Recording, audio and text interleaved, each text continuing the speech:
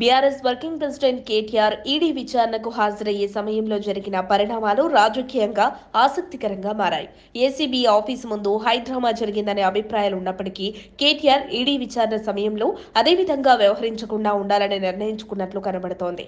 కేటీఆర్ తన లాయర్ను అనుమతించకుండా విచారణకు హాజరు కాకపోతే అది ఈడీకి సీరియస్ గా తీసుకోబడే అంశంగా మారవచ్చు. ఈడీ విచారణలో లాయర్ అనుమతి అంశం గురించి స్పష్టమైన నిబంధనలు లేకపోవడం కేటీఆర్ కు ఈ విషయంపై పునరాలోచన కలిగించిందని చెప్పవచ్చు. గతంలో కవితను అరెస్టు చేసేప్పుడు కేటీఆర్ చేసిన చర్యలు వివాదాస్పదంగా మారడం, ఆయనపై ఫిర్యాదులు రావడం తెలిసిందే కదా. ఇప్పుడు కేటీఆర్ వంతు వచ్చింది.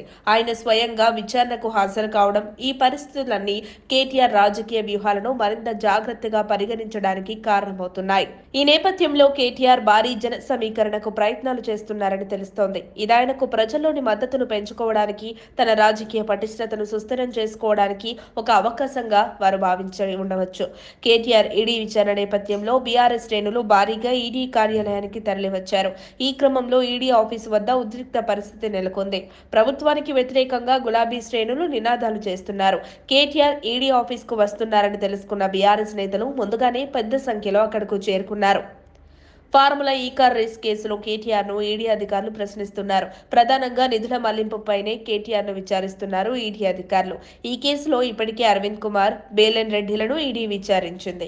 ఒక్కొక్కరిని 9 గంటల పాటు విచారించిన ఈడీ ఫార్ములా ఈ రేస్ కు సంబంధించి ఒప్పందాలు, లావాదేవీలు, ఆర్బీఐ అనుమతులు లేకుండా ఏ విధంగా లావాదేవీలు జరిపారు అనే అంశాలపై పూర్తి స్థాయి వివరాలను సేకరించడంతో పాటు స్టేట్మెంట్ ను రికార్డు చేశారు.